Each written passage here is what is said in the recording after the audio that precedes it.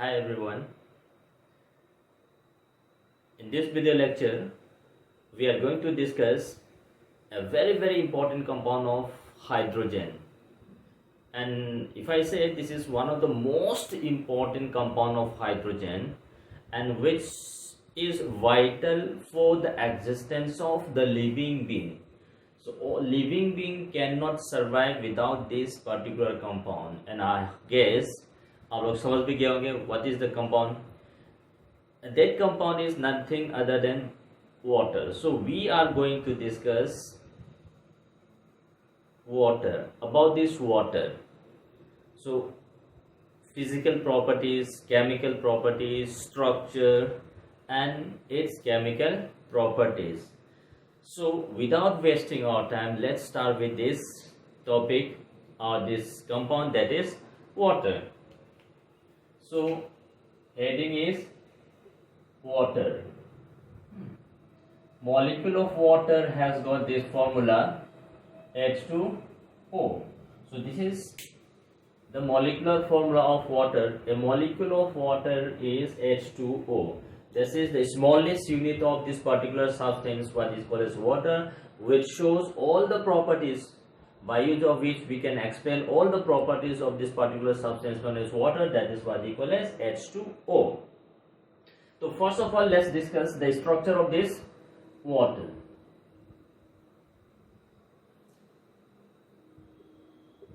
Structure of water.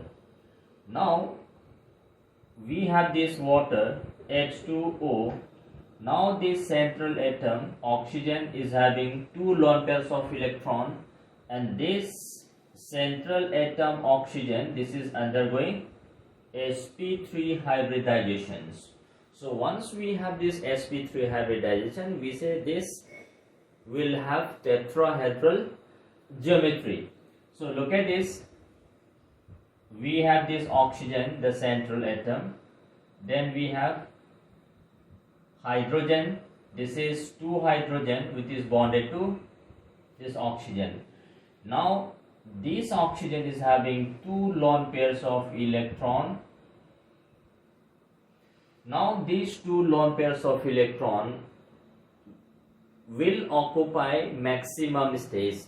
When this lone pair electron trying to occupy maximum space, the repulsion between these two increases. So we have a very strong repulsion between lone pair and lone pair. Now because of this repulsion between lone pair electron, this bond angle, which was supposed to be 109 for a tetrahedral angle, but this is less than 109 and this comes out to be 104.5 degree. So this decrease in bond angle from tetrahedral angle of 109.5 is because of this lone pair repulsion. So now look at this. We have this sp3. So geometry of the molecule is tetrahedral geometry, but if you look at the shape or the structure of this molecule, shape of this molecule is what we call as angular shape with bond angle 104.5, bond angle 104.5 degrees. So this bond angle, which is less than the tetrahedral angle, is because of this lone pair repulsion. So now this is the structure of water. Now this, once we have this structure of water, let's go to the physical properties of this water. Now coming to the physical properties of water. Physical properties of water. We all know water is a colorless, tasteless. So first this is colorless and tasteless compound. But if suppose water has got some color or it has got some taste, that is because of the presence of impurities. Other than we have a pure water. So pure water is colorless as well as tasteless. Now this water has got exceptionally high value of boiling point, high boiling point, high boiling point of water, and we say this is 100 degrees centigrade. The boiling point of water is very high, that is 100 degrees centigrade. So the exceptional value of the high boiling point of water, that is 100 degree. This is due to extensive hydrogen bond. So because of the presence of this extensive hydrogen bond, this water molecule has got high value of the boiling point. That means when we compare the hydrides of this oxygen family, so we say, look at this, H2O, because we are considering boiling point. So now look at this, the boiling point of water is having exceptionally high value. This is because of extensive hydrogen bond. So if you look, compare this with other hydrides of this oxygen family, then the boiling point of water, which was supposed to be the least, is having the highest value. That is because of hydrogen bond. Then we have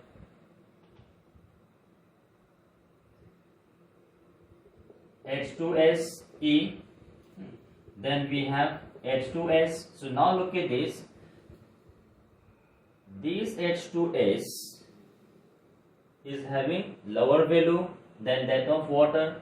Selenium compound is also having boiling point lower than that of this water. So the reason being, the water, in case of water, we have extensive hydrogen bond, and because of this hydrogen bond, the boiling point of water is high. So this is how the boiling point of water is having the maximum value among all the hydrides of this group 16, that is oxygen family. Now this water is a liquid at room temperature. We all know liquid at room temperature. So water is liquid. Now look at this. This hydrogen sulfide, the second member of this oxygen family, hydrogen sulfide is a gas, whereas water is a liquid. Now why such differentiation between this hydrogen sulfide and water? Now water is liquid at room temperature because of hydrogen bond. So this hydrogen bond is responsible for this water being at liquid state at room temperature. Whereas in case of this hydrogen sulfide is gas at room temperature. This is because of a weak intermolecular attractive force. Weak intermolecular attractive force, which is known as van der Waals force. So when we have this weak intermolecular attractive force, which was known as van der Waals force, to break this weaker force we require a small amount of energy, hence the boiling point of this H2S is low, or this exists in the form of gas state. Whereas in case of water, because of this hydrogen bond, we have a stronger attractive force between water molecules, and because of this water exists in the form of liquid state, and because of this hydrogen bond, the boiling point of water is very high. Now this liquid water H2O, this water is a polar molecule. That means this is having a dipole moment. So dipole moment is having some finite value. So now look at this, we have this structure of water, and looking at the structure of this water, we all know, okay, oxygen is more electronegative than carbon, so oxygen is negatively polarized, hydrogen is positively polarized because of this electronegativity difference. So we have, look at this dipole from oxygen to hydrogen to oxygen. So this is a positive terminal, this is a negative terminal. Similarly, we have second OH bond.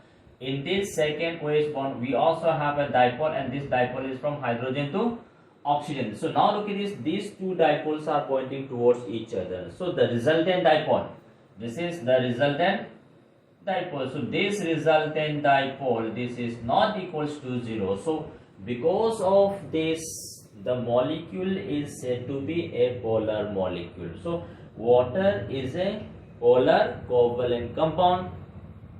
Now because why this is polar? Because of this dipole moment, and this dipole moment is coming from this resultant dipole.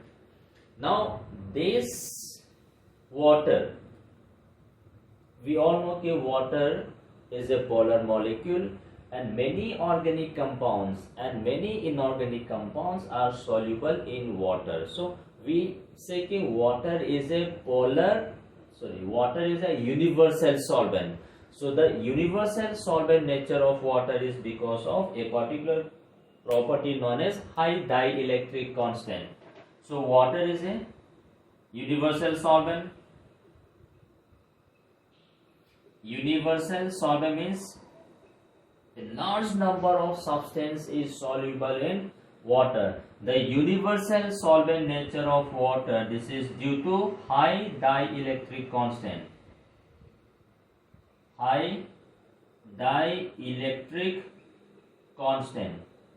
And the dielectric constant of water is one of the highest, that is 1.88. So because of this high dielectric constant, this water behaves as a very good solvent, and most of the substances are easily soluble in water. So the reason is because of this dielectric constant.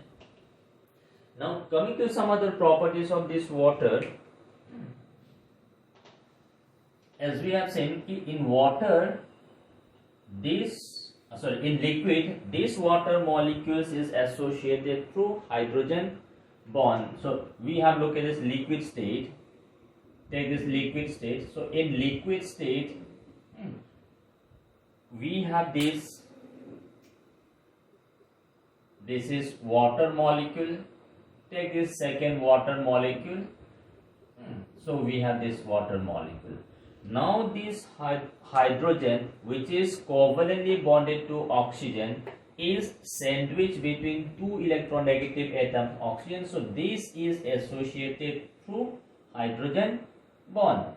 So because of this hydrogen bond, we have exceptionally high values of the boiling point. So this is what they call as intermolecular hydrogen bond. So in liquid state we have this hydrogen bond. Now this liquid, when this is condensed, liquid water is converted into ice. So now take the case of ice. In ice, each water molecule is having a maximum of 4 hydrogen bond.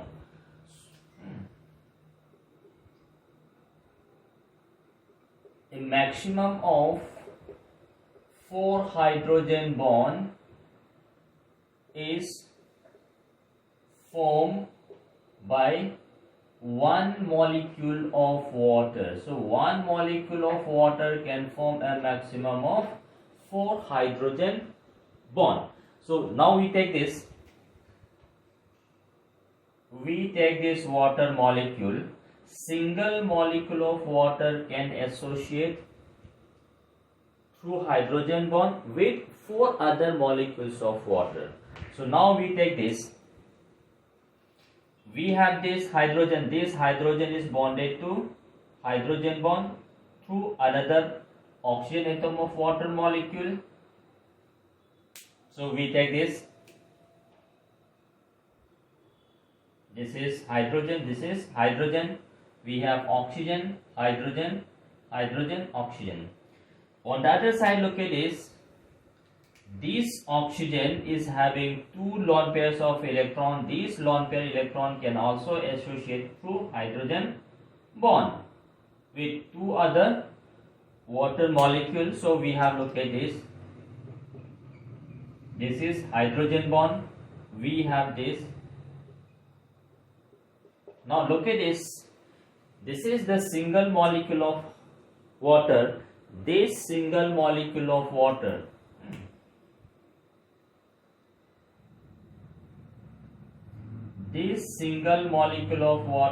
is forming 4 hydrogen bond with 4 other water molecules.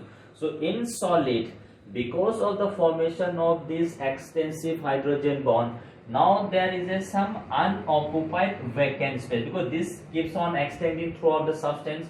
Because of this, a large number of unoccupied space is formed. As a result, the density of this ice, which is supposed to be greater than the density of liquid water, is less than liquid water. So when we compare the density So density of H2O liquid is always greater than the density of ice. So the reason is because of hydrogen bond.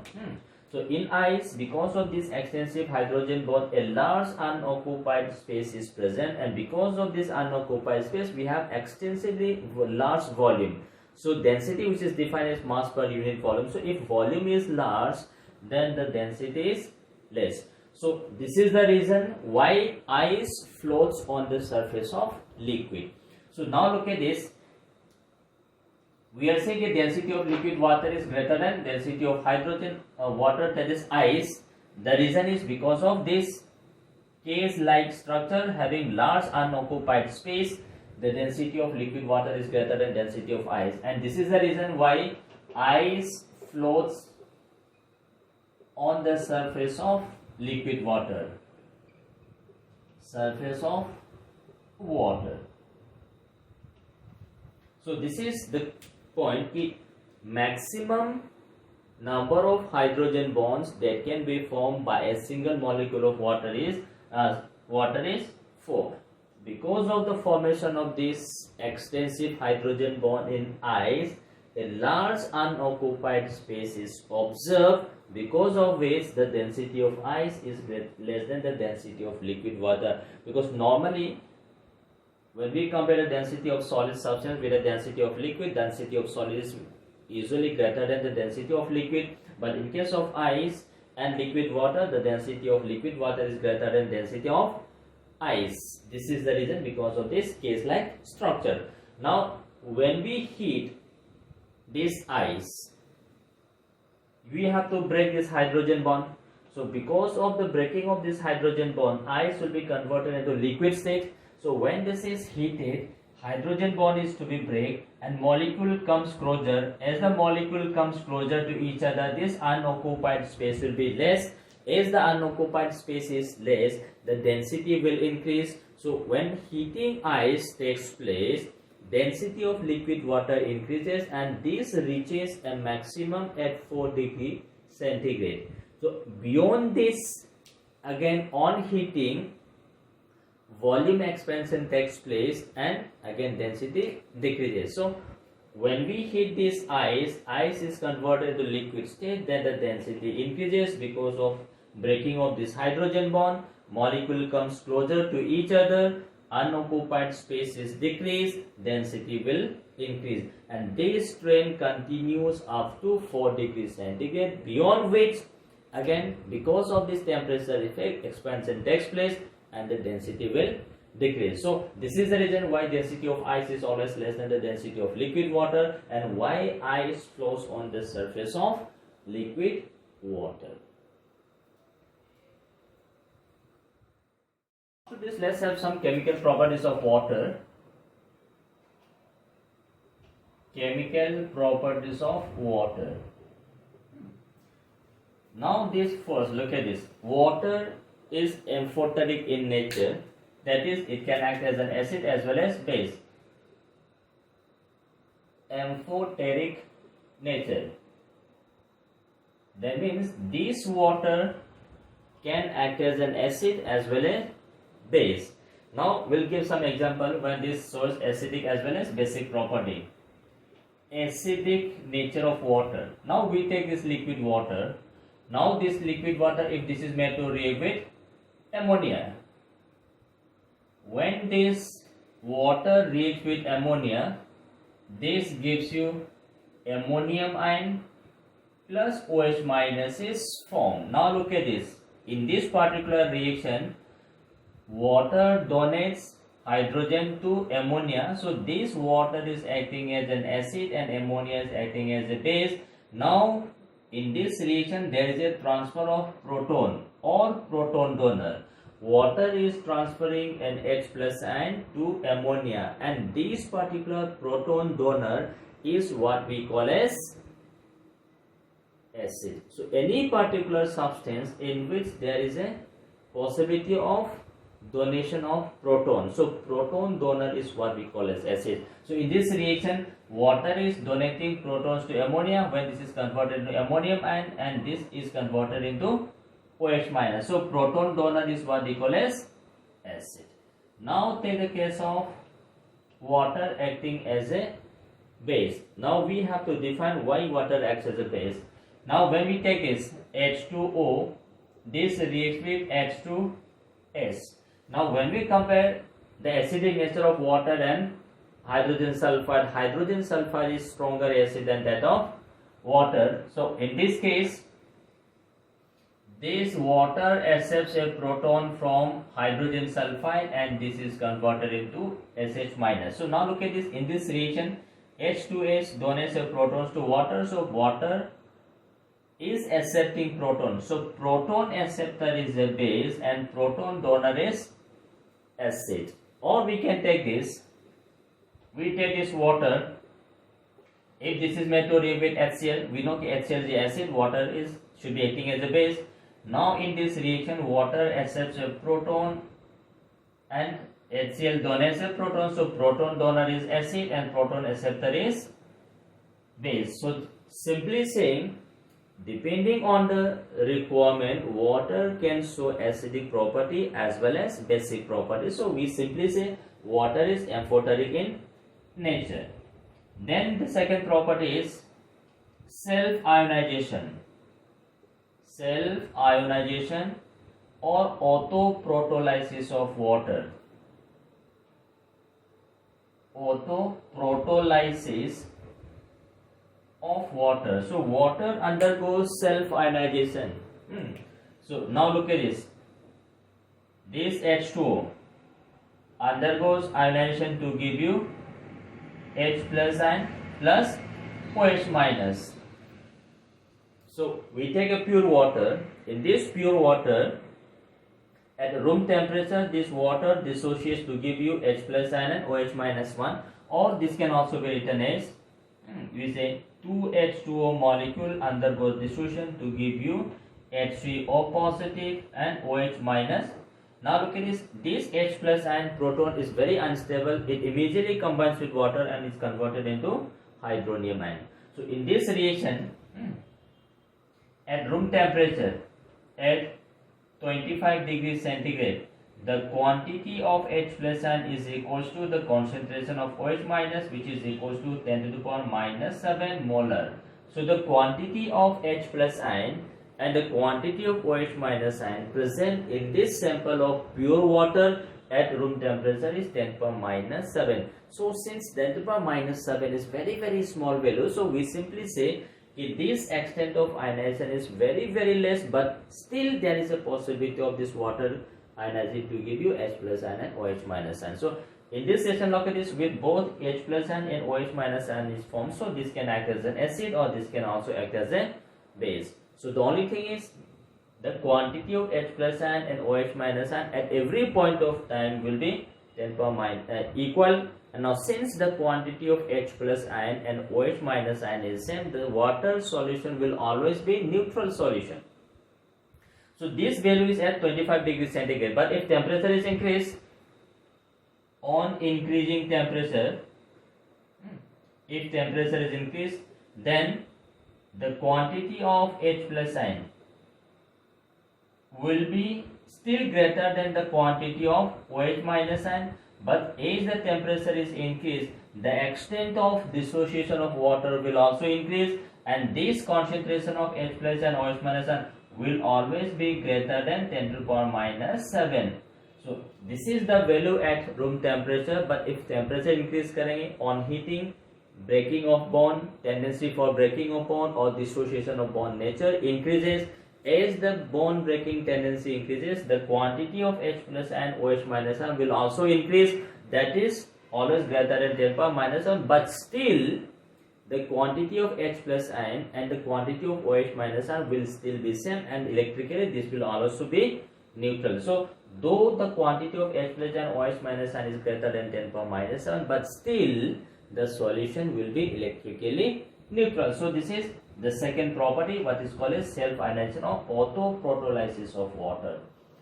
Then third property, that is the redox reaction. Water can also involve itself in redox reaction. So let's have some example of this water involving in a redox reaction. Take this. Now we react this water plus sodium metal. That is highly electropositive metal. Now when this is made to react with sodium, this gives you sodium hydroxide plus hydrogen gas is formed. Now let's see. Initially sodium was in zero oxidation state. After this reaction, sodium changes to +1. So sodium is getting oxidized here. Oxidation. On the other hand, hydrogen, before reaction in water, hydrogen was +1 oxidation state. After reaction, this is changing into molecular state, that is zero oxidation state. So this water is undergoing a reduction here. So in this reaction, water shows oxidizing. Water is oxidizing sodium from 0 to +1 and itself is reduced. So water can involve in redox reaction. So we have this one. Take the second reaction. We all know the process of synthesis. What is happening is carbon dioxide present in atmosphere combines with water, again present in atmosphere, in presence of green matter, that is chlorophyll, and sunlight. This is converted into glucose, C6H12O6 plus molecular oxygen is informed. This is what is happening in photosynthesis. So we take 6 carbon dioxide and 6 water molecules. So when we have this gives you C6H12O6. Then we have 6 molecules of oxygen gases also released. Now in this process we have to showcase that this reaction is involving a redox reaction. Now if you look at this, in this reaction, oxygen which was -2 oxidation state is now reduced to oxidized to 0. So now look at this, water is being oxidized here. So this is what we call as oxidation. If water is oxidized, then there must be another part which must be reduced. So let's see which one is reducing here. If you look at this, carbon is plus for oxidation state. In this, the average oxidation of carbon is 0. Now carbon is changing from +4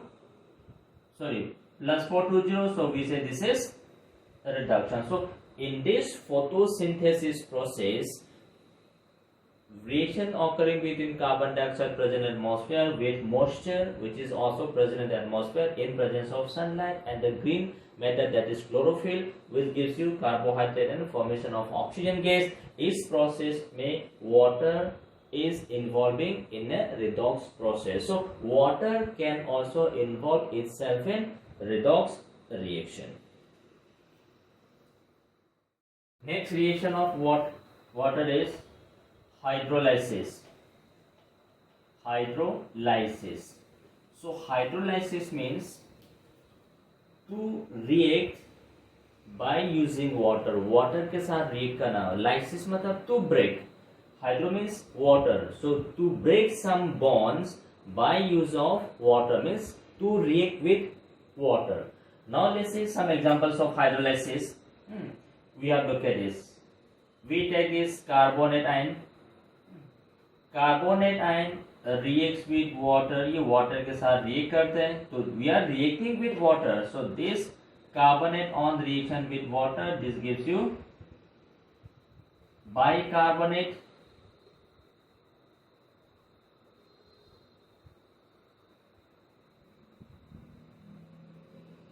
CO3 2 minus plus OH minus. So now look at this. When this carbonate reacts with water, we are getting bicarbonate. Bicarbonate further reacts with water to give you carbonic acid. So we say this is carbonic acid.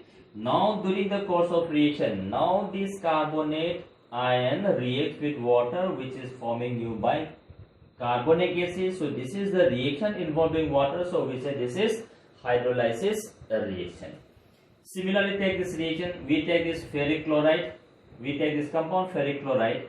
Now this ferrochloride is made to react with water. So this FeCl bond is broken by use of water when this is converted into ferric hydroxide plus H plus ion plus Cl minus is formed. So again we are breaking this iron chlorine bond by use of this water. So this is what they call as hydrolysis reaction.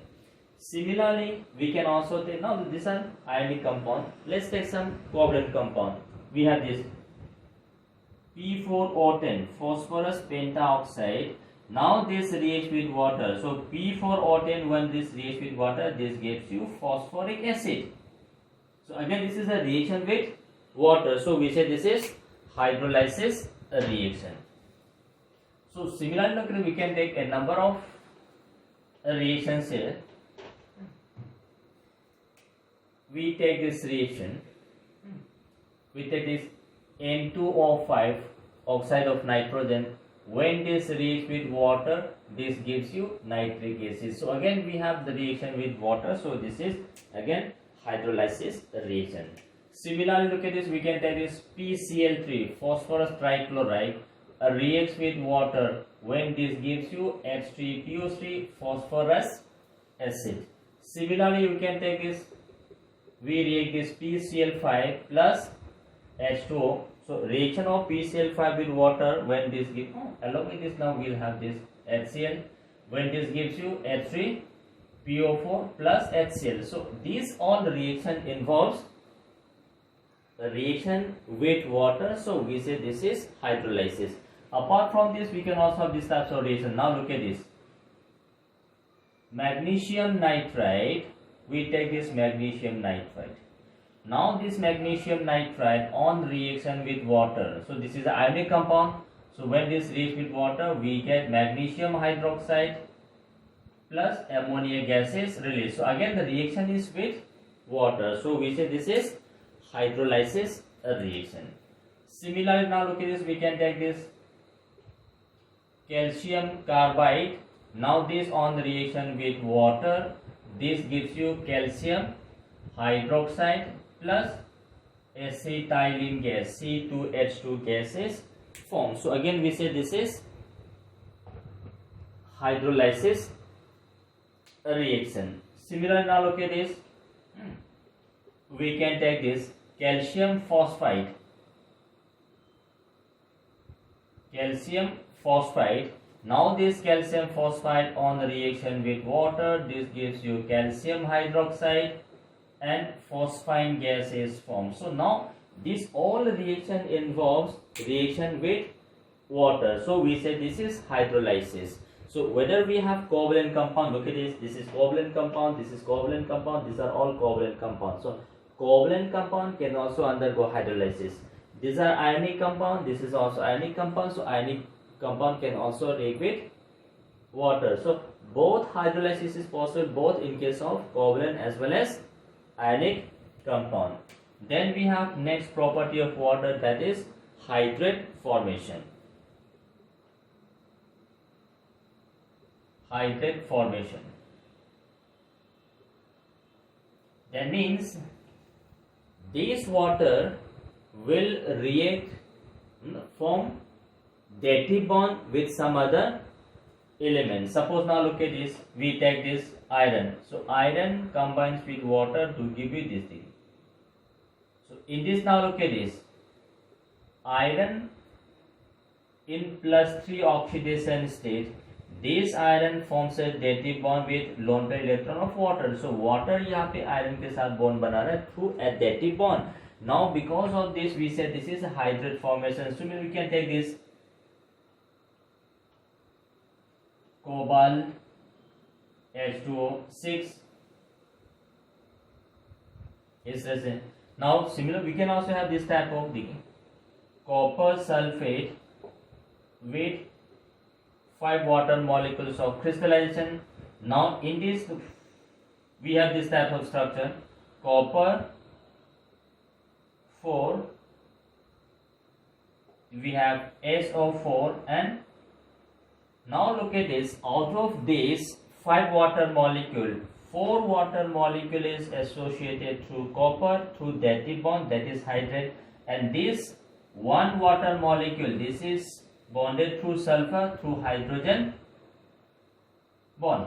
So in this calcium sulfate 5 water molecule, 4 water molecule is involved in hydride formation and 1 water molecule is involved in hydrogen bond formation, associated through hydrogen bond with sulfate. So in all this, look at this, there is a formation of a special type of compound which is known as hydride, and we know कि transition metal compounds and alkali or alkaline metal compounds, these ionic compounds are associated with certain water molecules of crystallization, and we say this is what we call as hydride formation.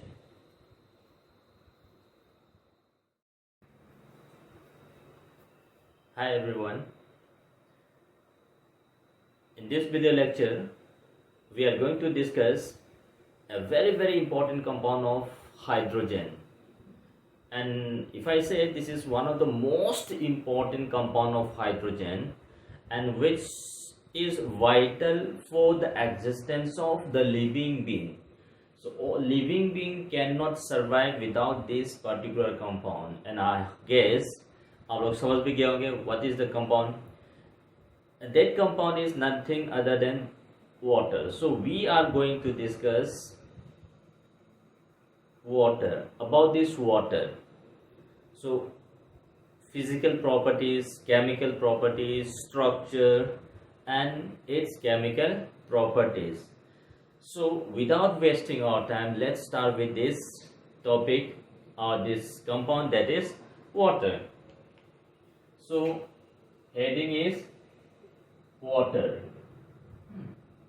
Molecule of water has got this formula H2O. So this is the molecular formula of water. A molecule of water is H2O. This is the smallest unit of this particular substance, what is called as water, which shows all the properties by use of which we can explain all the properties of this particular substance known as water. That is what we call as H2O. So first of all, let's discuss the structure of this water.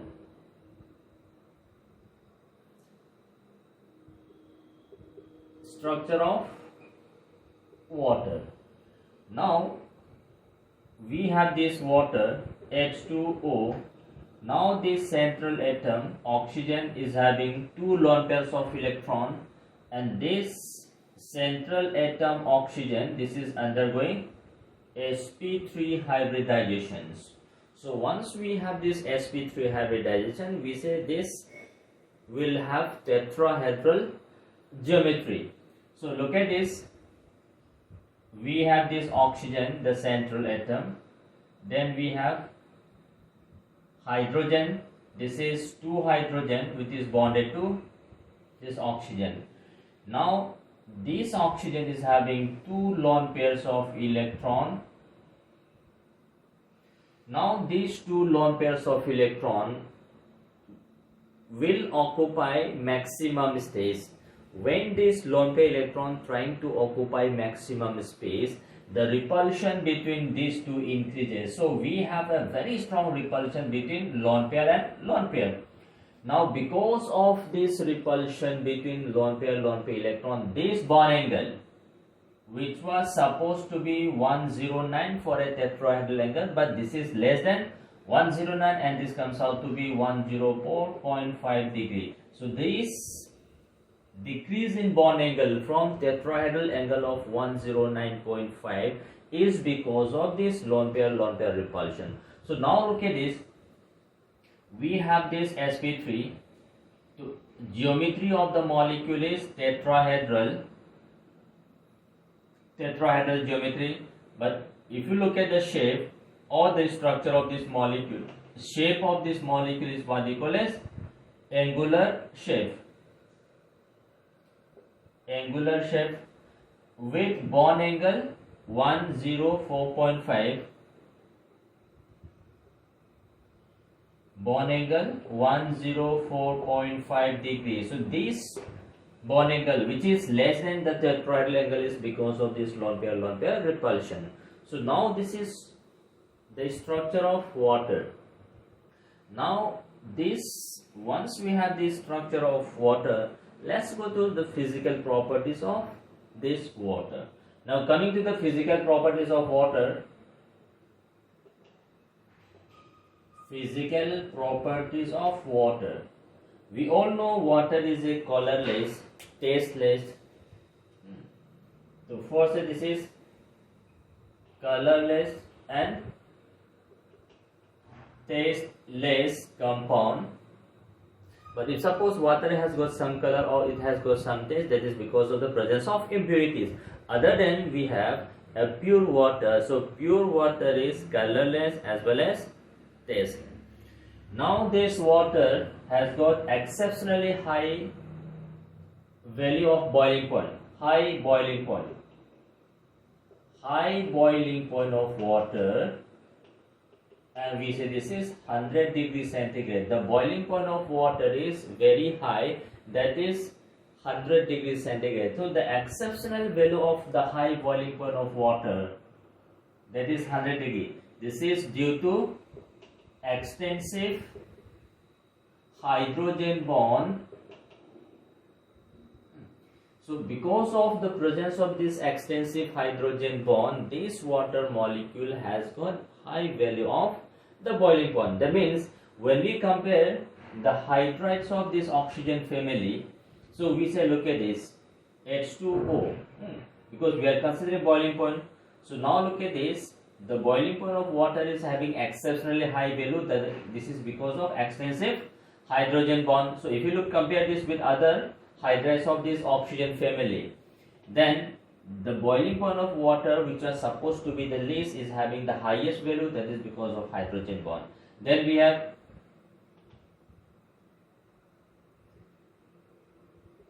H2SE, then we have H2S. So now look at this, H2S is having lower value than that of water.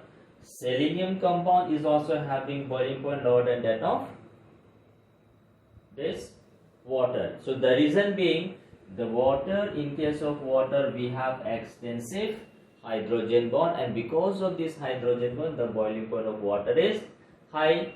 So this is how the boiling point of water is having the maximum value among all the hydrides of this group 16, that is oxygen family.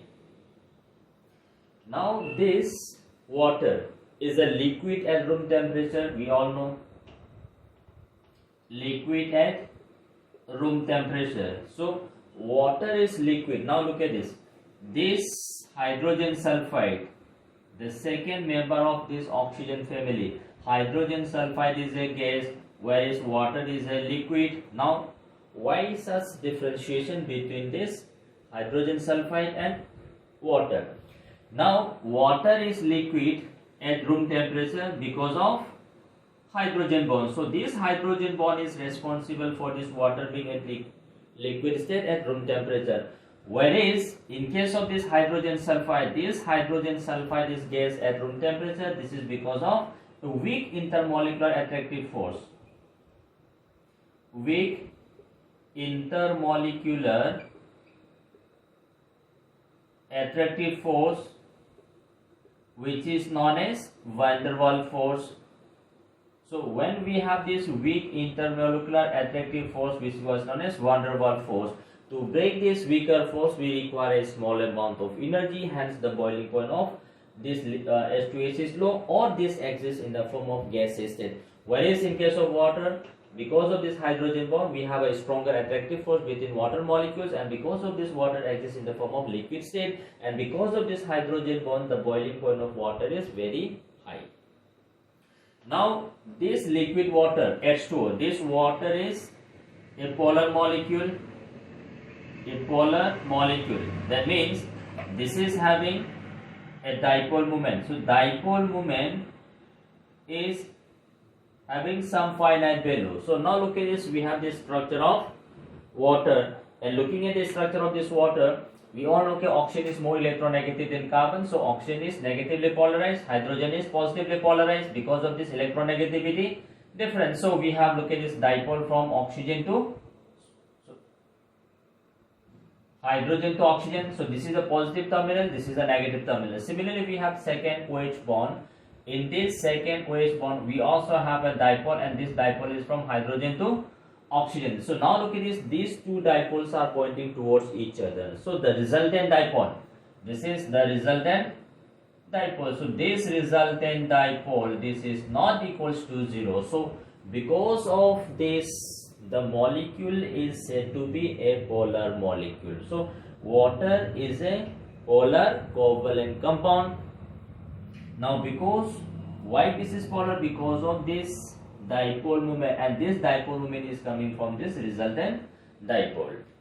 Now this water, we all know that water is a polar molecule, and many organic compounds and many inorganic compounds are soluble in water. So we say that water is a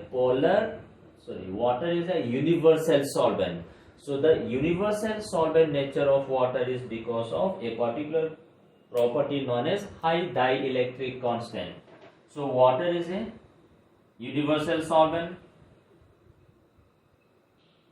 Universal solvent means a large number of substance is soluble in water. The universal solvent nature of water, this is due to high dielectric constant. High dielectric constant, and the dielectric constant of water is one of the highest, that is 1.88. So because of this high dielectric constant, this water behaves as a very good solvent, and most of the substances are easily soluble in water. So the reason is because of this dielectric constant. Now coming to some other properties of this water, as we have seen, in water, in liquid, this water molecules is associated through hydrogen bond. So we have looked at this liquid state. Take this liquid state. So in liquid state, we have this is water molecule. Take this second water molecule. So we have this water molecule. Now this hydrogen, which is covalently bonded to oxygen, is sandwiched between two electronegative atoms oxygen. So this is associated through hydrogen bond. So because of this hydrogen bond, we have exceptionally high values of the boiling point. So this is what they call as intermolecular hydrogen bond.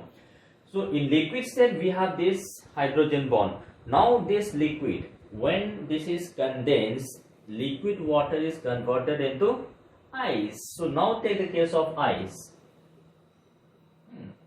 In ice, each water molecule is having a maximum of 4 hydrogen bond.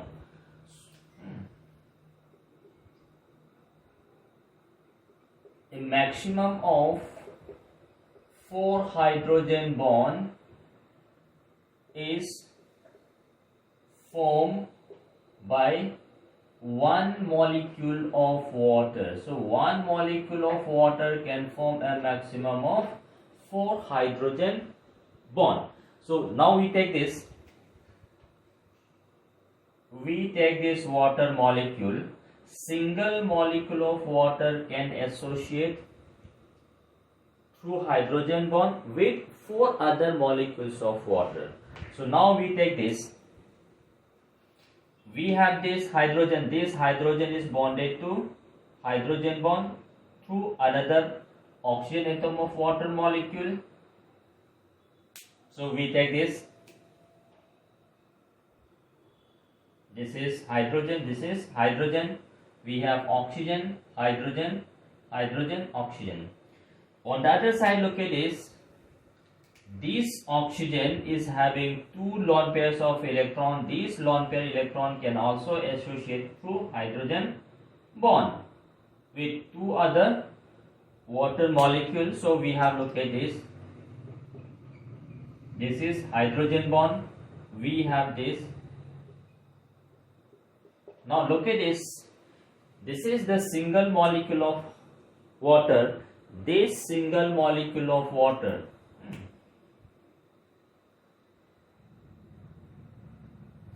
this single molecule of water is forming 4 hydrogen bond with 4 other water molecules.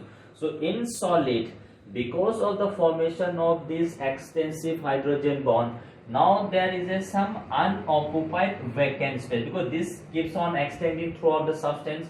Because of this, a large number of unoccupied space is formed. As a result, the density of this ice, which is supposed to be greater than the density of liquid water, is less than liquid water. So when we compare the density, so density of H2O liquid is always greater than the density of ice.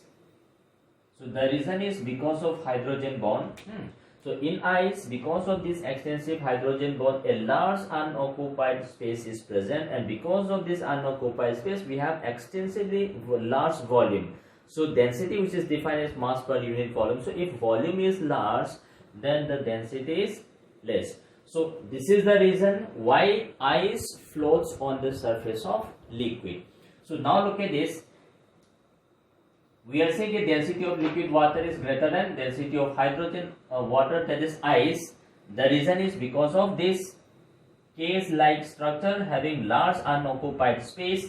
The density of liquid water is greater than density of ice, and this is the reason why ice floats on the surface of liquid water. Surface of water. So this is the point. The maximum number of hydrogen bonds that can be formed by a single molecule of water is 4. Because of the formation of this extensive hydrogen bond in ice, a large unoccupied space is observed, because of which the density of ice is less than the density of liquid water. Because normally, when we compare the density of solid substance with the density of liquid, density of solid is usually greater than the density of liquid. But in case of ice and liquid water, the density of liquid water is greater than density of ice. This is the reason, because of this case-like structure. Now, when we heat this ice, we have to break this hydrogen bond. So because of the breaking of this hydrogen bond, ice will be converted into liquid state. So when this is heated, hydrogen bond is to be break and molecule comes closer. As the molecule comes closer to each other, this unoccupied space will be less. As the unoccupied space is less, the density will increase. So when heating ice takes place, density of liquid water increases, and this reaches a maximum at 4 degrees centigrade. So beyond this, again on heating, volume expansion takes place and again density decreases. So when we heat this ice is converted to liquid state, then the density increases because of breaking of this hydrogen bond. Molecule comes closer to each other, unoccupied space is decreased, density will increase, and this trend continues up to 4 degrees centigrade, beyond which again because of this temperature effect, expansion takes place and the density will decrease. So this is the reason why density of ice is always less than the density of liquid water, and why ice flows on the surface of liquid water. After this, let's have some chemical properties of water. Chemical properties of water. Now this first, look at this. Water is amphoteric in nature, that is, it can act as an acid as well as base.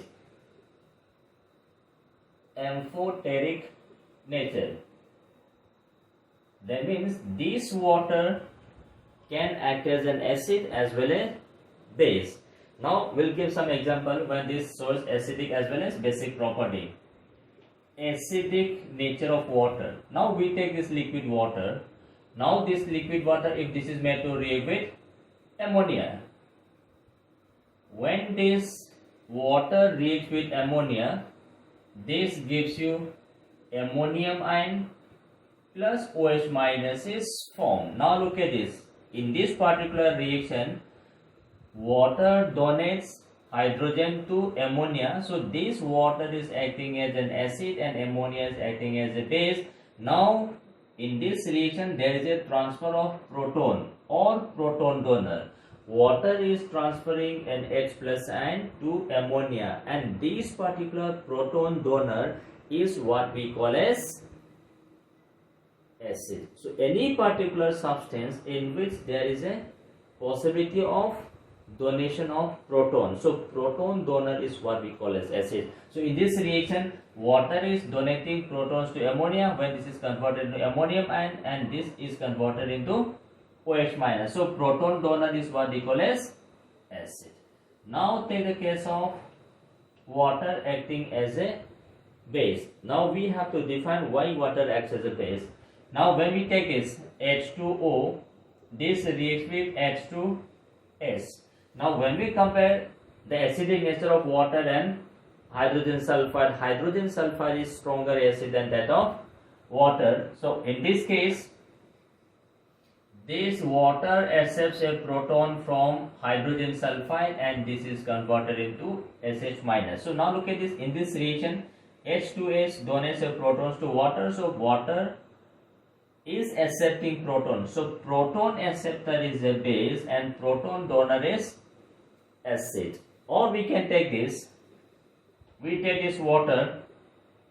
If this is made to react with HCl, we know HCl is acid. Water should be acting as a base. Now in this reaction, water accepts a proton and HCl donates a proton. So proton donor is acid and proton acceptor is base. So simply saying, depending on the requirement, water can show acidic property as well as basic property. So we simply say water is amphoteric in nature. Then the second property is self-ionization. Self-ionization or autoprotolysis of water. Autoprotolysis of water. So water undergoes self-ionization. So now look at this.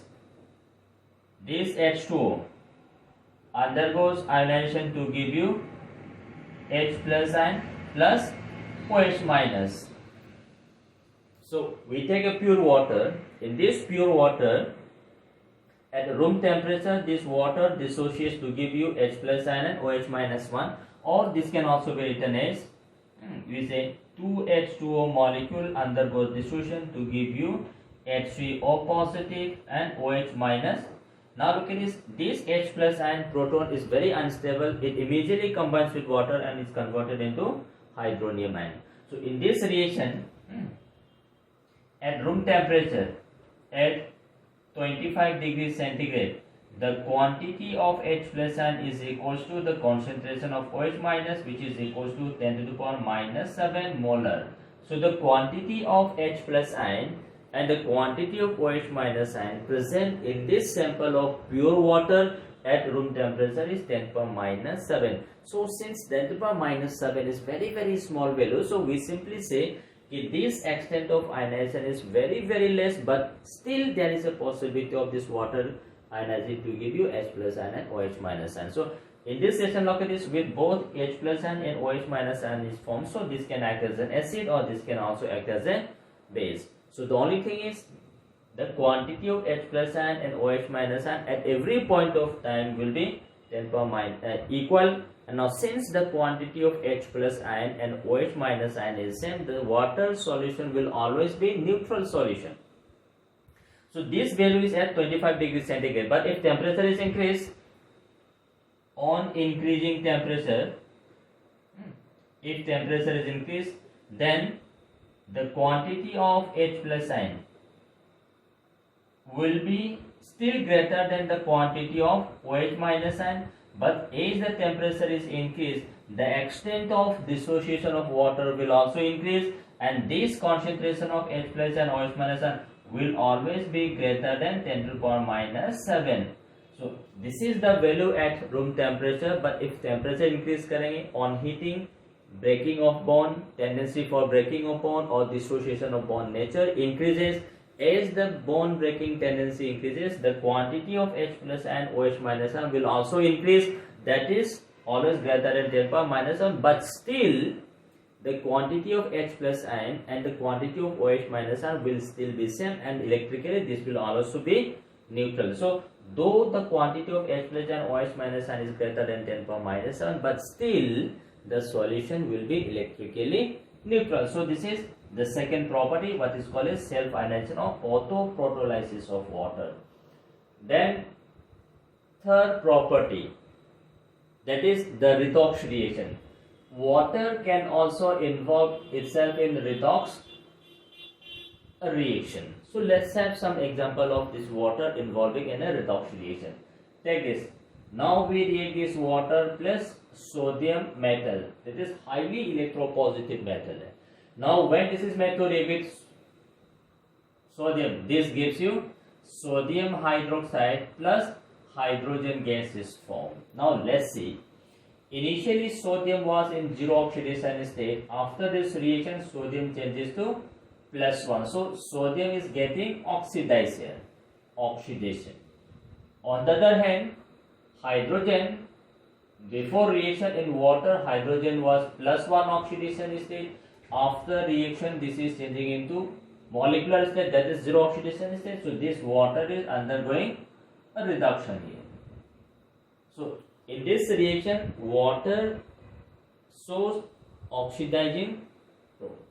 Water is oxidizing sodium from 0 to +1 and itself is reduced. So water can involve in redox reaction. So we have this one. Take the second reaction. We all know the process of synthesis. What is happening is carbon dioxide present in atmosphere combines with water, again present in atmosphere, in presence of green matter, that is chlorophyll, and sunlight. This is converted into glucose, C6H12O6 plus molecular oxygen is formed. This is what is happening in photosynthesis. So we take 6 carbon dioxide and 6 water molecules. So when we have this gives you C6H12O6. Then we have 6 molecules of oxygen gases also released. Now in this process we have to showcase that this reaction is involving a redox reaction. Now if you look at this, in this reaction, oxygen which was -2 oxidation state is now reduced to oxidized to 0. So now look at this, water is being oxidized here. So this is what we call as oxidation. If water is oxidized, then there must be another part which must be reduced. So let's see which one is reducing here. If you look this, carbon is plus for oxidation state. In this, the average oxidation of carbon is 0. Now carbon is changing from +4 to 0. So we say this is a reduction. So in this photosynthesis process, reaction occurring between carbon dioxide present in atmosphere with moisture which is also present in the atmosphere in presence of sunlight and the green matter, that is chlorophyll, which gives you carbohydrate and formation of oxygen gas. This process may water is involving in a redox process. So water can also involve itself in redox reaction. Next reaction of water is hydrolysis. Hydrolysis. So hydrolysis means to react by using water. Water के साथ react करना. Lysis मतलब to break. Hydro means water. So to break some bonds by use of water means to react with water. Now let's see some examples of hydrolysis. We have looked at this. We take this carbonate ion. Carbonate ion reacts with water. ये water के साथ react करते हैं. तो we are reacting with water. So this carbonate on reaction with water, this gives you bicarbonate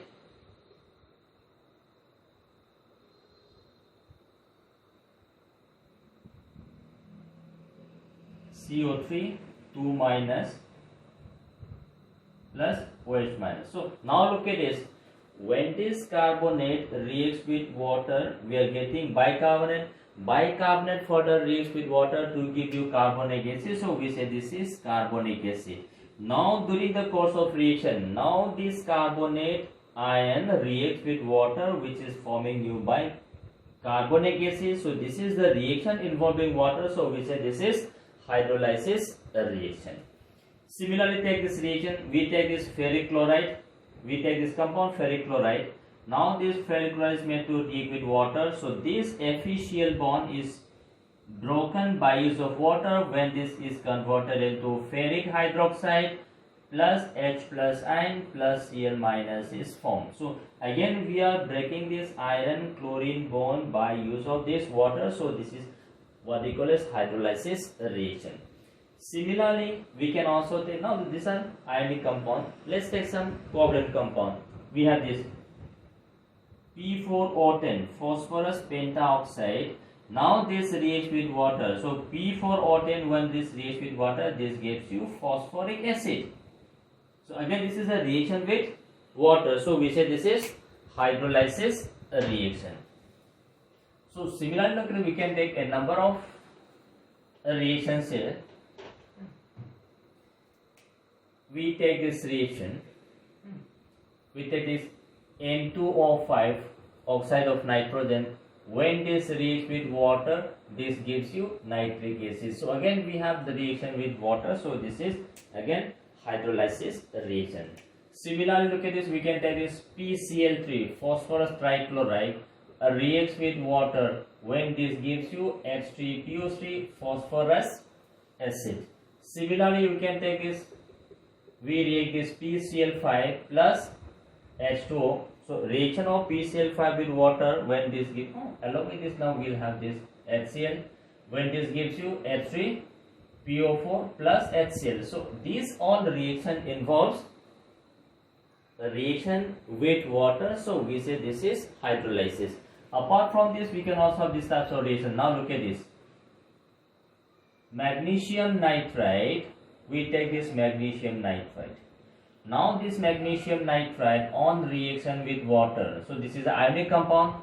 So when this reacts with water, we get magnesium hydroxide plus ammonia gases released. So again the reaction is with water. So we say this is hydrolysis reaction.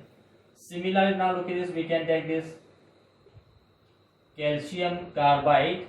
Now this on reaction with water. This gives you calcium hydroxide plus acetylene gas, C2H2 gases formed. So again we say this is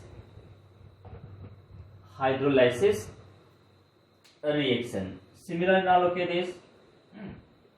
We can take this calcium phosphide. Calcium phosphide. Now this calcium phosphide on reaction with water, this gives you calcium hydroxide and phosphine gas is formed. So now this all reaction involves reaction with water. So we say this is hydrolysis. So whether we have covalent compound, look at this. This is covalent compound. This is covalent compound. These are all covalent compounds. So covalent compound can also undergo hydrolysis. These are ionic compound. This is also ionic compound. So ionic compound can also react with water. So both hydrolysis is possible both in case of covalent as well as ionic compound. Then we have next property of water, that is hydrate formation. Hydrate formation. That means this water will react, form dative bond with some other element. Suppose now look at this. We take this iron. So iron combines with water to give you this thing. So in this now look at this. Iron in +3 oxidation state. This iron forms a dative bond with lone pair electron of water. So water यहाँ पे iron के साथ bond बना रहा है through a dative bond. Now because of this we said this is a hydrate formation. So we can take this cobalt H2O6 is present. Now similar we can also have this type of the copper sulfate with 5 water molecules of crystallization. Now in this we have this type of structure, copper 4, we have SO4, and now look at this, out of this 5 water molecule, 4 water molecule is associated through copper through dative bond, that is hydrate, and this 1 water molecule, this is bonded through sulfur through hydrogen bond. So in this calcium sulfate 5 water molecule, 4 water molecule is involved in hydrate formation and 1 water molecule is involved in hydrogen bond formation, associated through hydrogen bond with sulfate. So in all this, look at this, there is a formation of a special type of compound which is known as hydrate, and we know कि transition metal compounds and alkali or alkaline metal compounds, these ionic compounds are associated with certain water molecules of crystallization, and we say this is what we call as hydrate formation.